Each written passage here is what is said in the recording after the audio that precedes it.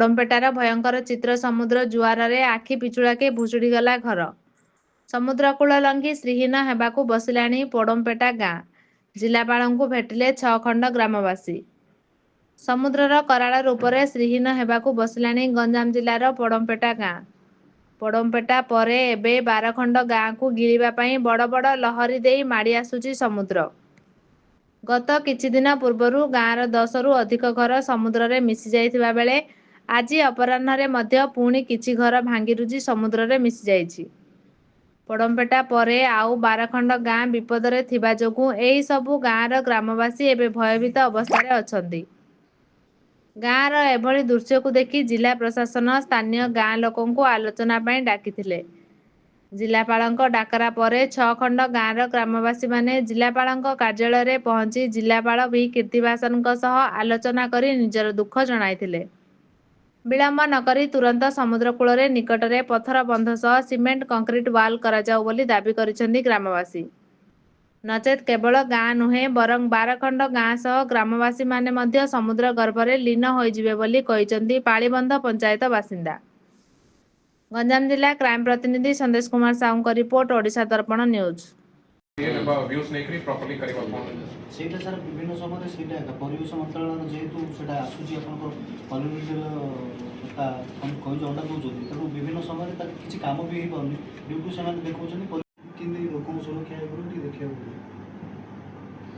ଏବେ ସାର୍ ଯୋଉ ଟାଇପ୍ର ହେଇଛି ସାର୍ ଅଲିଭିଟଲି ବି ଦୋଷକୁଲିଆ ନଦୀଟା ସିଧା ସାର୍ ଆଗ ଥିଲା ସେମିତି କେବେ ସେ जो सैंड बार्स अच्छी सब नेचुरल फॉर्मेशन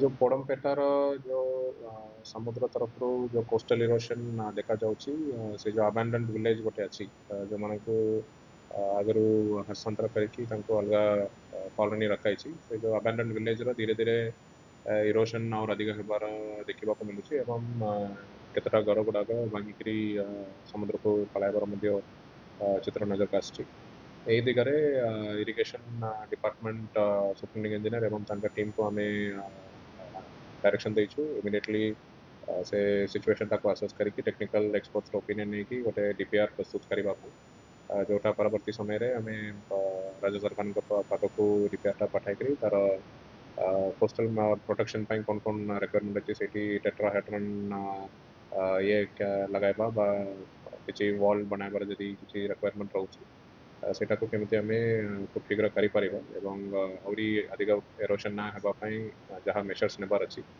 से दिगरे निश्चित भाव में आलोचना करने इरिगेशन विभाग को आम निर्देश देचु।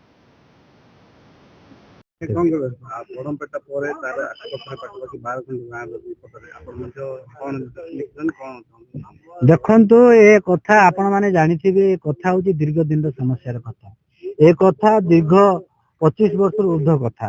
ଏ କଥା ଆପଣ ମାନେ ଜାଣିଛନ୍ତି ପାଖାପାଖି ବାଲେଶ୍ୱରରୁ ଧରି ଗଞ୍ଜାମ ଜିଲ୍ଲା ମଧ୍ୟରେ ଯୋଉଭଳି ଭାବେ କୂଳ ଖାଉଛି ଏ କଥା ସାରା ଓଡ଼ିଶାର କଥା। ଏଇ କଥା ଯଦି ସମସ୍ୟାର ସମାଧାନ ହେଇପାରିବ ସେ ହେଉଛି ମାନ୍ୟବର ମୁଖ୍ୟମନ୍ତ୍ରୀଙ୍କ ନିଜେ ଚାହିଁଲେ ତା ସମସ୍ୟାର ସମାଧାନ ହେଇପାରିବ।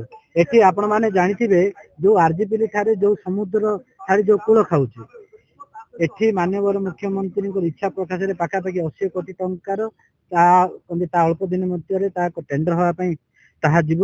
ଏଥିମଧ୍ୟରୁ ଆପଣମାନେ ଦେଖିଛନ୍ତି କ'ଣ ଯେ ପଡମ୍ପେଟା ଗାଁ ଯୋଉ ପଡମ୍ପେଟା ଗାଁର ଯୋଉ କୂଳ ଖାଉଛି ଏ କଥା ଆମେ କ'ଣ ଯେ ମାନ୍ୟବର ମୁଖ୍ୟମନ୍ତ୍ରୀଙ୍କୁ ବି ମଧ୍ୟ ଏକ ଚିଠି ଲେଖିଛୁ। ଏଠି ଆମେ ଜିଲ୍ଲାପାଳଙ୍କୁ ବି ଆସି କ'ଣ ଯେ ଆମେ ଅନୁରୋଧ କରି କହୁଛୁ ଏଠି ସମସ୍ତଙ୍କର ଜିଲ୍ଲାପାଳଙ୍କ କଥା ହୁଅନ୍ତୁ ଓଡ଼ିଶା ସରକାରଙ୍କର ମାନ୍ୟବର ମୁଖ୍ୟମନ୍ତ୍ରୀଙ୍କ କଥା ହଉ କ'ଣ ସମସ୍ତେ ଚାହିଁଲେ ଏ କାମ ଅତି ସହଜ କମ ଦିନ ମଧ୍ୟରେ ଏ କାମ ଠିକ ଭାବରେ ହେଇପାରିବ। ମୋ ନାଁ ଦିलीप ଛୋଟରାୟ ଏବଂ ପାଳିବନ୍ଧ ପଞ୍ଚାୟତର ଏକ୍ସ ସରପଞ୍ଚ। ଆମେ ଆଜି ଜିଲ୍ଲାପାଳ ପାଖକୁ ଆସିଥିଲୁ। ଆମେ ଆପଣମାନେ ସମସ୍ତେ ଜାଣିଛନ୍ତି ଆପଣଙ୍କ ମାଧ୍ୟମରେ ଆମେ ସାରା ରାଜ୍ୟକୁ ଓଡ଼ିଶା ସରକାରଙ୍କୁ ଆମେ ଅବଗତ କରେଇଛୁ, ଜିଲ୍ଲା ପ୍ରଶାସନକୁ ବି ଅବଗତ କରେଇଛୁ। ଆପଣମାନେ ଜାଣିଛନ୍ତି ଯେ କଣ୍ଟିଆଗଡ଼ ଖଟୁଆକୁଦି କଣ୍ଟିଆଗଡ଼ ପୋଡମ୍ପେଟା ନୀଳାଦ୍ରିପୁର ଏମିତିକି 6ଟା ଗାଁ ସହିତ ଆହୁରି 50 ଖଣ୍ଡ ଗାଁ ଆକ୍ରାନ୍ତ ହେବେ। ତେଣୁ ଯୋଉ ଭୟଭୀତ ଯୋଉ ଆମେ ଚିନ୍ତାରେ ରହିଛୁ ଯେ ଜୀବନ ଆମର ରହିବ କି ନାହିଁ, ତେଣୁ କାଲି ଆଜି ରାତିରେ ବି କ'ଣ ହବ କହିପାରିବେନି, ମାତ୍ର ଆଉ 5-10 ମିଟର ଗଲା ପରେ ନିଶ୍ଚିତ ସମୁଦ୍ର କଣ୍ଟିଆଡ଼ ଭିତରେ ପଶିବ ଏବଂ 10 ଖଣ୍ଡ ଗାଁ ନିଶ୍ଚିତ ସମୁଦ୍ର ଭିତରେ ବିଲୀନ ହେଇଯିବ। ଏ କଥା ଆମେ ଆଜି ଜିଲ୍ଲାପାଳଙ୍କ ସହିତ ଆଲୋଚନା କଲୁ। ଆମେ ଆସିଥିଲୁ 5ଟା ଗାଁର ଏବଂ 100ରୁ ଉର୍ଦ୍ଧ୍ୱ ଲୋକ ଆସିଥିଲୁ।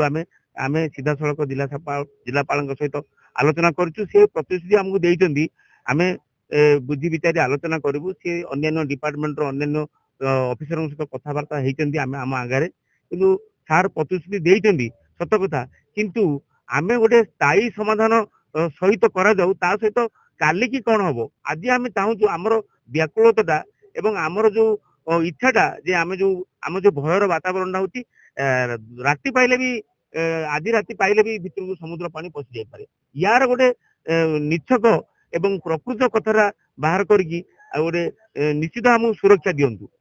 ଏଇଥିପାଇଁ ଆମେ ଚାହୁଁଛୁ ବର୍ତ୍ତମାନ ଆମେ ଗାର୍ଡ ୱାଲ ହବ, ଗାର୍ଡ ୱାଲ କରାଯାଉ, ପଥର ବନ୍ଧ କରାଯାଉ ଏବଂ ମୁହାଣ ଯୋଉ ଋଷିକୁଲିଆ ମୁହାଣ ସେଟା ଖନନ କରାଯାଉ, ଡ୍ରେଜିଂ କରାଯାଉ ଏବଂ ଯୋଉ ଅଲିଭ ରିଡଲେ କଇଁଛ ନାଁରେ ଯୋଉ କଥାଟା ଆସୁଛି ଯେ ଅଲିଭ ରିଡଲେ କଇଁଛ ନାଁରେ ଯୋଉ ଭଳିଆ ଅଲିଭ ରିଡଲକୁ ସୁରକ୍ଷା ଦିଆଯିବ, ତାହେଲେ ଆମେ ପୋକ ମାଛ ଭଳିଆ ଆମେ ଜନସାଧାରଣ ହଜାର ହଜାର ଲୋକ ଆମେ ମରିଯିବୁ, ଛୁଆ ପିଲା ଆମର ମରିଯିବେ। ଜିଲ୍ଲାପାଳ କହିଲେ ଯେ ଆମେ ସେଟାକୁ ବିଚାର କରୁଛୁ ଏବଂ ଅଳ୍ପ ଦିନ ଭିତରେ ତାର ସମାଧାନ କରିବୁ, ସେ ଆମକୁ ପ୍ରତିଶ୍ରୁତି ଦେଇଛନ୍ତି।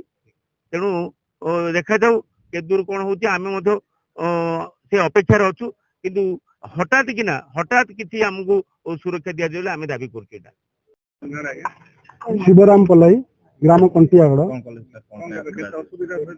ଦେଖନ୍ତୁ, ଆମେ ବର୍ତ୍ତମାନ ଆଜି 6 ଖଣ୍ଡ ଗ୍ରାମର ସମସ୍ତ ଗ୍ରାମବାସୀ ମିଶି 300ରୁ ଉର୍ଦ୍ଧ୍ୱ ଲୋକ ଆମେ କଲେକ୍ଟର ଅଫିସକୁ ଆସିଥିଲୁ, ଯାହାକି ଆମେ ଗୁହାରି କରିବାକୁ ଆସିଥିଲୁ ଯେ ବର୍ତ୍ତମାନ ସମୁଦ୍ର ଯୋଉ ପ୍ରକାର କୂଳ ଖାଇ ଖାଇ ଆସୁଛି, ମାତ୍ର ଆଉ 10 ମିଟର ଦୂରତାରେ ଅଛି ଯୋଉ ଢେପଟା, ସେ ଢେପଟାକୁ ଖାଇଦେଲେ ସେ କଣ୍ଟିଆଗଡ଼ ଗାଁ ଭିତରେ ପାଣି ପଶିଯିବ ଏବଂ କଣ୍ଟିଆଗଡ଼ରେ ପାଣି ପଶିଲା ମାନେ ସେଠାରେ ଖଟୁଆକୁଦା, ନୀଳଗିରିପୁର, ମୟୂରପଦା, ଗୋଖରୁକୁଦା ଏପରିକି ପାଳିବନ୍ଧ ପଞ୍ଚାୟତର 12 ଖଣ୍ଡ ଗ୍ରାମ ଏବଂ ତା ସହିତ ନ୍ୟାସନାଲ ହାଇୱେକୁ ପାଣି ଲାଗିଯିବ। ଯାହାଫଳରେ ଏବେଠୁ ଯଦି ସରକାର ଏବଂ ପ୍ରଶାସନ ଯଦି ସତର୍କତା ଅବଲମ୍ବନ କରି ଆମକୁ କିଛି ସୁରକ୍ଷା ନ ଦେବେ, ତାହେଲେ ଆଗାମୀ ଦିନରେ ଏତେ ଧନ ଜୀବନ ଏବଂ ଜୀବିକା କ୍ଷୟକ୍ଷତି ହେବ, ତାହା ଆଉ କିଛି ସେମାନେ ଚାହିଁଲେ ବି ଆଉ କିଛି କରିପାରିବେ ନାହିଁ। ସେଥିପାଇଁ ଆମେ ଏତିକି ଆପଣମାନଙ୍କ ମାଧ୍ୟମରେ ଏବଂ ସରକାରକୁ ଏବଂ ପ୍ରଶାସନକୁ ନିବେଦନ କରୁଛୁ ଯେ ଯଥାଶୀଘ୍ର ସେଠାରେ ଆମର ପଥର ବନ୍ଧ କରନ୍ତୁ ବା ଗାର୍ଡ ୱାଲ କରନ୍ତୁ। ଏପରି କରିବା ଦ୍ୱାରା ଆମେ ଚିର ଉପକୃତ ହେଇପାରିବୁ।